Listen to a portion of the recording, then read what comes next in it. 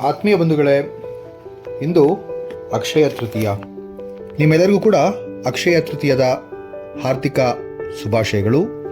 ಹಾಗೆ ಆ ಮಹಾಲಕ್ಷ್ಮಿ ನಿಮ್ಮ ಮನೆಯಲ್ಲಿ, ಮನಸ್ಸಿನಲ್ಲಿ ಮತ್ತು ದೇಶದಲ್ಲಿ ಸುಖ ಸಮೃದ್ಧಿಯನ್ನು ತರಲಿ ಅಂತಕ್ಕಂಥ ಆಶಯವನ್ನು ವ್ಯಕ್ತಪಡಿಸ್ತಾ, ಇಂದು ಅಕ್ಷಯ ತೃತೀಯದ ಧಾರ್ಮಿಕ ಮಹತ್ವ, ಆಚರಣೆಯ ವಿಧಾನಗಳು, ಇತಿಹಾಸ ಮತ್ತು ಪುರಾಣದ ಕಥೆಗಳನ್ನು ನಿಮ್ಮ ಮುಂದೆ ಇಡುವಂತಹ ಒಂದು ಪುಟ್ಟ ಪ್ರಯತ್ನವನ್ನು ಮಾಡ್ತಾ ಇದ್ದೇನೆ. ಅಕ್ಷಯ ತೃತೀಯ ಹಿಂದೂ ಧರ್ಮದಲ್ಲಿ ಅಷ್ಟೇ ಅಲ್ಲ, ಜೈನ ಧರ್ಮದಲ್ಲೂ ಕೂಡ ಬಹು ಮಾನನೀಯ ಹಬ್ಬ ಅಂತಂದ್ರೆ ತಪ್ಪಾಗಲ್ಲ. ಅಕ್ಷಯ ಎಂಬ ಶಬ್ದದ ಅರ್ಥ ಶಾಶ್ವತ ಅಥವಾ ಅಮರ ಅಂತಕ್ಕಂಥದ್ದು. ಕ್ಷಯ ಆಗದೇ ಇರುವಂಥದ್ದು ಅಂದರೆ ನಾಶವಾಗದೇ ಇರುವಂಥದ್ದು ಎಂಬಂತಹ ಅರ್ಥವೂ ಕೂಡ ಇದೆ. ತೃತೀಯ ಎಂದರೆ ಮೂರನೆಯ ತಿಥಿ. ಹೀಗಾಗಿ ವೈಶಾಖ ಮಾಸದ ಶುಕ್ಲ ಪಕ್ಷದ ಮೂರನೆಯ ದಿನವನ್ನು ಅಕ್ಷಯ ತೃತೀಯ ಎಂದು ಕರೀತಾರೆ. ಹಿಂದೂ ಸಂಪ್ರದಾಯದಲ್ಲಿ ಈ ದಿನವನ್ನು ಅತ್ಯಂತ ಶುಭಕರ ಅಂತೇಳಿ ಪರಿಗಣಿಸಲಾಗಿದೆ. ಭಕ್ತರು ನಂಬುವುದೇನೆಂದರೆ, ಈ ದಿನದಲ್ಲಿ ಶುಭ ಕಾರ್ಯಗಳನ್ನು ಮಾಡಿದ್ರೆ ಅದರಿಂದ ಸದಾ ಸಮೃದ್ಧಿ, ಐಶ್ವರ್ಯ ಲಭಿಸುತ್ತೆ ಅಂಥೇಳಿ. ಪುರಾಣಗಳಲ್ಲಿ ಶ್ರೀಕೃಷ್ಣ, ಲಕ್ಷ್ಮಿ, ಕುಬೇರ ಮುಂತಾದ ದೇವರಿಗೆ ಈ ದಿನದ ವಿಶೇಷ ಪೂಜೆ, ಪ್ರಾರ್ಥನೆಯನ್ನು ಮಾಡುವ ಉಲ್ಲೇಖ ಕೂಡ ಕಂಡುಬರುತ್ತೆ. ಹಿಂದೂ ಮಹಾಕಾವ್ಯಗಳಲ್ಲಿ ಒಂದಾದ ಮಹಾಭಾರತದ ರಚನೆಗಾಗಿ ಶ್ರೀ ವ್ಯಾಸ ಮಹರ್ಷಿಗಳು ಗಣೇಶನಿಗೆ ಈ ದಿನ ಮಹಾಭಾರತವನ್ನು ವರ್ಣಿಸಿದರು ಅಥವಾ ವರ್ಣಿಸೋದಕ್ಕೆ ಆರಂಭಿಸಿದರು ಅಂತ ಕೂಡ ಹೇಳೋದಿದೆ. ಮದನರತ್ನ ಎಂಬಂತಹ ಗ್ರಂಥದಲ್ಲಿ ಹೇಳಿರುವಂತೆ, ಕೃಷ್ಣನು ಯುಧಿಷ್ಠಿರನಿಗೆ ಈ ದಿನ ಸಲ್ಲಿಸಿದ ಬಲಿದಾನಗಳು ಎಂದೂ ವ್ಯರ್ಥವಾಗುವುದಿಲ್ಲ ಅಂಥೇಳಿ ಸೂಚಿಸಿದ್ದ ಅಂತ ಹೇಳೋದಿದೆ.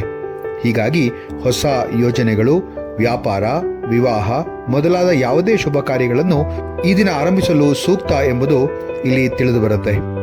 ಜೈನ ಸಂಪ್ರದಾಯದಲ್ಲೂ ಕೂಡ ಈ ದಿನದ ಮಹತ್ವ, ಮೊದಲ ತೀರ್ಥಂಕರ ಋಷಭನಾಥರು 1 ವರ್ಷದ ಉಪವಾಸವನ್ನು ಮುಗಿಸಿ ಸಕ್ಕರೆ ಕಾಯಿಯ ರಸವನ್ನ ಕುಡಿದು, ಅಂದರೆ ಕಬ್ಬಿನ ರಸವನ್ನ ಕುಡಿದ್ರು ಅಂತ ಹೇಳಿ ಈ ಹಬ್ಬವನ್ನು ಆಚರಿಸ್ತಾರೆ ಈಗಲೂ ಕೂಡ. ಇದರಿಂದ ಧರ್ಮದಲ್ಲಿ ದಾನಶೀಲತೆಯ ಸಂಪ್ರದಾಯವೂ ಕೂಡ ಪ್ರಾರಂಭವಾಯಿತು ಅಂತ ಹೇಳೋದಿದೆ. ಆಚರಣೆಯ ವಿಧಾನಗಳು. ಭಾರತದ ವಿವಿಧ ಭಾಗಗಳಲ್ಲಿ ಅಕ್ಷಯ ತೃತೀಯವನ್ನ ವಿಭಿನ್ನ ರೀತಿಯಲ್ಲಿ ಆಚರಿಸ್ತಾರೆ. ಸಾಮಾನ್ಯವಾಗಿ ಈ ದಿನ ವ್ರತ ಪೂಜೆ, ಹಣ್ಣು, ಹಾಲು ದಾನ ಮಾಡುವುದು ಬಹಳ ಶ್ರೇಯಸ್ಕರ ಅಂತ ಹೇಳೋದು ಕೂಡ ಇದೆ. ವೃಂದಾವನ ಅಂದರೆ ಉತ್ತರ ಪ್ರದೇಶದಲ್ಲಿರ್ತಕ್ಕಂತಹ ವೃಂದಾವನದಲ್ಲಿ ಬಾಂಕೆ ಬಿಹಾರಿ ದೇವಸ್ಥಾನದಲ್ಲಿ ಅಕ್ಷಯ ತೃತೀಯದಂದು ಮಾತ್ರ ದೇವರ ಪಾದಗಳನ್ನು ಭಕ್ತರಿಗೆ ವಿಸ್ತಾರವಾಗಿ ಪ್ರದರ್ಶನಕ್ಕೆ ಇಡ್ತಾರೆ.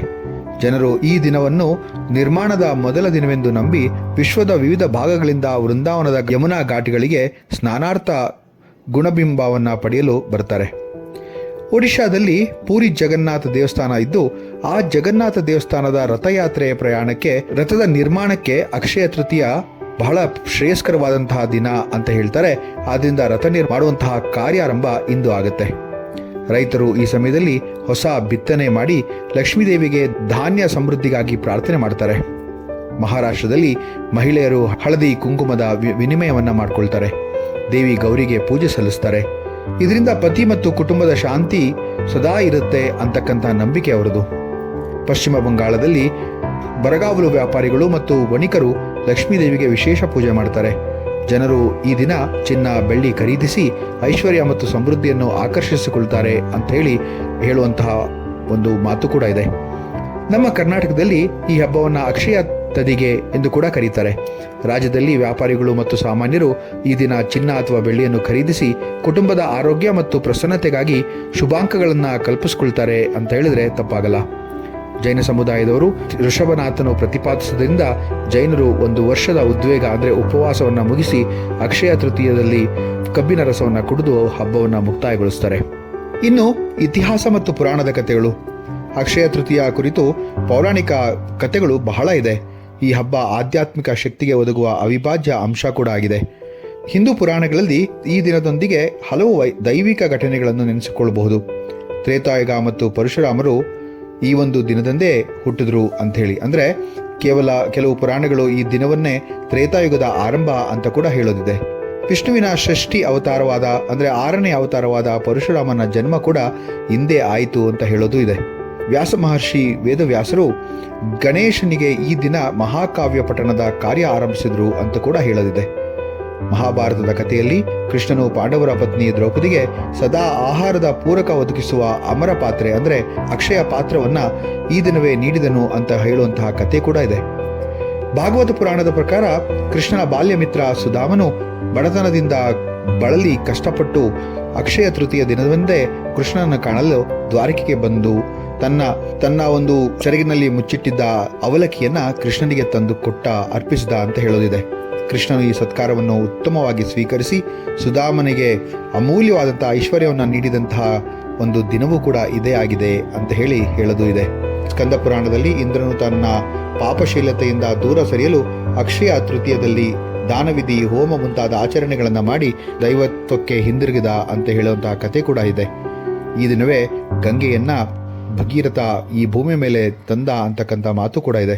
ಇನ್ನು ಸಾಮಾಜಿಕ ಮತ್ತು ಆರ್ಥಿಕ ಅಂಶಗಳನ್ನು ನಾವು ನೋಡೋದಾದ್ರೆ ಈ ದಿನ ಮುಖ್ಯವಾಗಿ ಜನಸಾಮಾನ್ಯರು ಚಿನ್ನವನ್ನ ಖರೀದಿ ಮಾಡ್ತಾರೆ. ಮದುವೆ ಕಾರ್ಯಕ್ರಮಗಳಿಗೆ ಮತ್ತು ವ್ಯವಹಾರಗಳಿಗೆ ಶುಭಾರಂಭಗಳನ್ನ ಈ ದಿನ ಮಾಡೋದಿದೆ. ಪೌರಾಣಿಕ ನಂಬಿಕೆಯ ಪ್ರಕಾರ ಈ ದಿನ ಚಿನ್ನ ಮತ್ತು ಬೆಳ್ಳಿಗಳನ್ನು ಖರೀದಿಸುವುದರಿಂದ ಕುಟುಂಬದಲ್ಲಿ ಐಶ್ವರ್ಯ ಮತ್ತು ಶಾಶ್ವತ ಶ್ರೀಮಂತಿಕೆ ಉಂಟಾಗುತ್ತೆ ಅಂತ ಹೇಳೋದು ಕೂಡ ಇದೆ. ಅದ್ಭುತವಾಗಿ ಇದರಿಂದ ಸಂಪತ್ತು ಹೆಚ್ಚಾಗುತ್ತದೆ ಅಂತ ಬಹಳಷ್ಟು ಜನ ನಂಬ್ತಾರೆ. ಮಹತ್ವದ ಹೂಡಿಕೆಗಳಲ್ಲಿ ಚಿನ್ನವನ್ನು ಆರಿಸಿಕೊಂಡು ಬರ್ತಾರೆ. ಆದರೆ ಇತ್ತೀಚಿನ ವರದಿ ಪ್ರಕಾರ ಚಿನ್ನದ ಅಂತಾರಾಷ್ಟ್ರೀಯ ಬೆಲೆ ತುಂಬಾ ಹೆಚ್ಚಾಗಿರೋ ಕಾರಣ ಬಂಗಾರವನ್ನು ಆದಷ್ಟು ಮಟ್ಟಿಗೆ ಸ್ವಲ್ಪಗಳಲ್ಲೇ ಆಭರಣಗಳನ್ನು ಖರೀದಿ ಮಾಡುವಂತಹ ಒಂದು ಪ್ರತೀತಿ ಕೂಡ ಇಲ್ಲಿದೆ. ಹಿಂದಿನ ಕಾಲದಲ್ಲಿಯೇ ಈ ದಿನವನ್ನ ವಿವಾಹಕ್ಕೆ ಶುಭಕರವೆಂದು ಪರಿಗಣಿಸಲಾಗಿದ್ರೂ ಕೂಡ ಐಶ್ವರ್ಯದಲ್ಲಿನ ಹೊಸ ಯೋಜನೆಗಳು ಮೊದಲಾದಕ್ಕಾಗಿ ಆರಿಸಿಕೊಳ್ತಾರೆ. ದಾಂಪತ್ಯ ಜೀವನವನ್ನ ಶುರು ಮಾಡುವವರು ಭರವಸೆ ತುಂಬಿದ ಶುಭ ಫಲ ಪಡೆಯುತ್ತಾರೆ ಅಂತ ಕೂಡ ಭಾವಿಸ್ತಾರೆ. ಈ ಒಂದು ಅಕ್ಷಯ ತೃತೀಯ ನಿಮ್ಮೆಲ್ಲರಿಗೂ ಕೂಡ ಸದಾ ಸಂಪತ್ತನ್ನ, ಐಶ್ವರ್ಯವನ್ನ ಮತ್ತೆ ಆರೋಗ್ಯ ಎಂಬಂತಹ ಸಂಪದವನ್ನೇ ತಂದುಕೊಡ್ಲಿ ಅಂತ ಆಶಿಸ್ತಾ ಈ ಒಂದು ಉಪನ್ಯಾಸ ಮಾಲಿಕೆಯನ್ನ ಮುಗಿಸ್ತಾ ಇದ್ದೇನೆ. ನಮಸ್ಕಾರ.